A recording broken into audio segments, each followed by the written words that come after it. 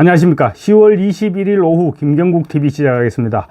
오늘은 국민의힘 한동훈 대표가 민주당 이재명 대표의 회동 제안을 수용했다는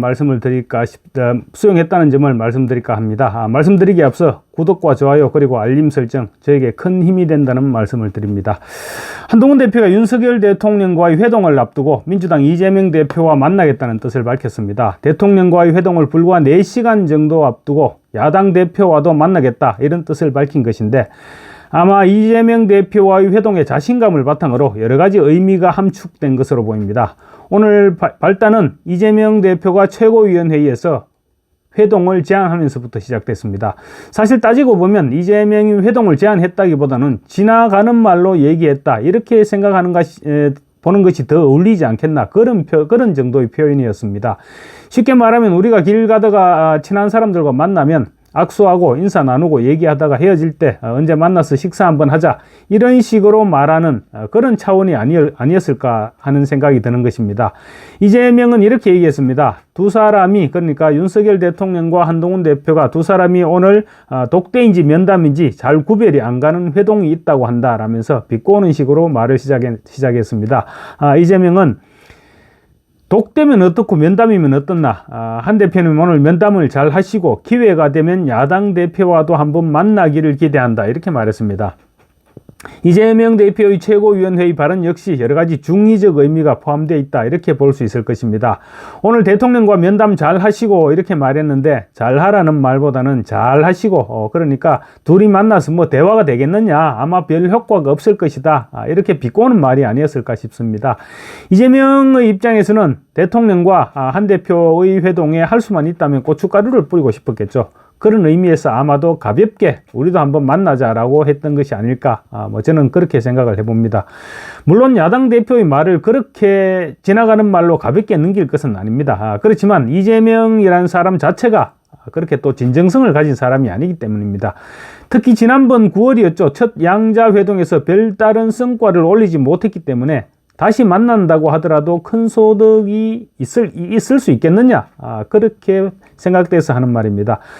특히 또 이재명은 지금 내달 2일이죠. 2일부터는 장애 집회를 하겠다고 선언을 할 상황입니다. 그런 상황에서 여야 대표 회담을 한다고 무슨 공통분모를 찾을 수 있을까요?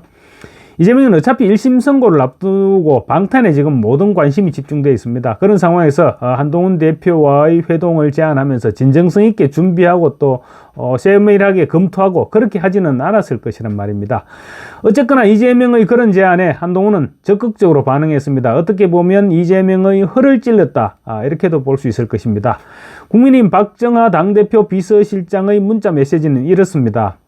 문의가 많아서, 그러니까 기자들의 문의가 많아서 알려드린다. 이 대표가 한 대표에게 회담을 제의했고 한 대표도 민생 정치를 위해 흔쾌히 응하기로 했다.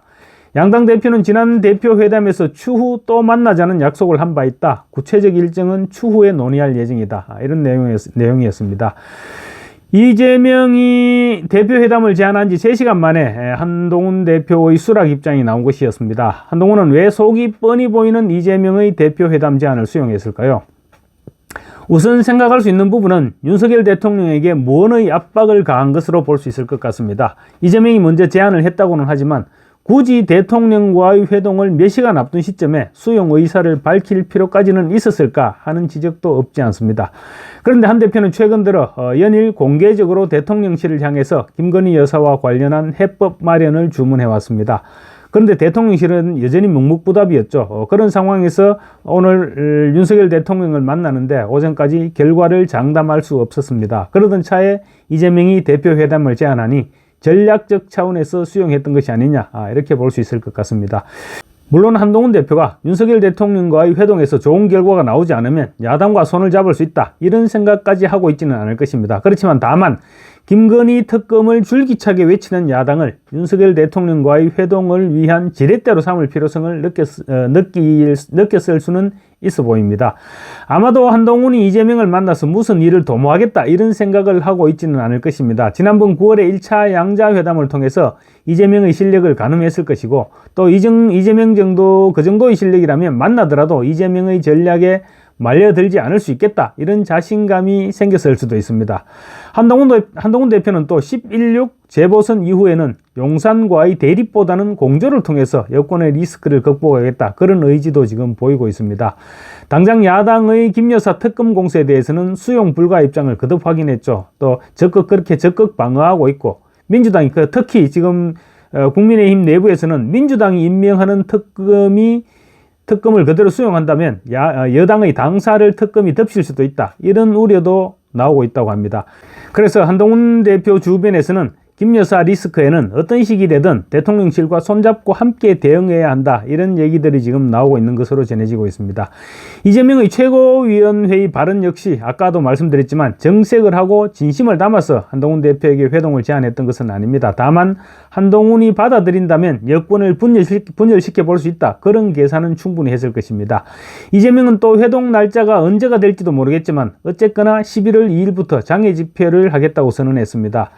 그런 상황에서 장외 집회에 앞서 여당 대표와 만나서 국정을 논의하는 모습을 보여주는, 쉽게 말하면 쇼를 연출하는 그런 계산을 했을 수도 있습니다. 또 윤석열 대통령과 불협화음을 내고 있는 한동훈 대표를 만남으로써 김건희 특검법 재의결이 가능할 수도 있다, 이런 점을 과시하고 싶었던 그런 측면도 있어 보입니다. 그렇지만 한동훈, 아까도 말씀드렸다시피 한동훈 대표는 이미 3차 김건희 특검법에 대해서는 거부권이 행사돼서 다시 재의결을 하더라도 부결시키겠다는 점을 분명히 밝혀둔 상태입니다. 다만 용산 대통령실 입장에서는 한동훈 대표의 이 같은 행보가 당혹스럽기도 하고 괘씸하기도 했을 것입니다. 대통령과의 회동을 불과 4시간 앞두고 야당 대표의 회동 제안을 받아들였다는 것은 분명 독자 행보를 의미하는 시위로 보였을 수 있기 때문입니다. 어찌됐건 한동훈 대표와 이재명 대표 지난달 1일 첫 양자회담을 갖고 민생 공통공약 추진기구 등을 합의했습니다. 아울러 금융투자소득세 개편에도 한 대표는 폐지를, 이 대표는 완화 입장을 드러내면서 일정 부분 공감대를 형성했던 것도 사실입니다. 그렇지만 이재명의 사법 리스크가 가중되면서 실질적인 진전을 이루지는 못했습니다. 따라서 다시 두 사람이 회동한다고 하더라도 정치적인 회동 이상의 성과를 내기는 어렵지 않겠느냐, 그런 전망이 더 우세합니다. 회동이 실제로 이루어질 경우 지난번처럼 의제를 따로 정하지 않고 두 사람이 만나는 형식이 될 가능성이 높은데, 민주당의 장외투쟁, 그리고 이재명의 11월 15일, 25일이죠. 1심 선고, 이런 일정을 감안할 때 일정 잡기가 그리 쉽지는 않아 보입니다. 다만 1심 선고를 앞두고 다급해진 이재명이 성과를 서두를 경우 한동훈 대표 입장에서는 적절하게 이 부분을 활용할 여지는 있지 않겠느냐, 이렇게 볼 수는 있을 것 같습니다. 감사합니다.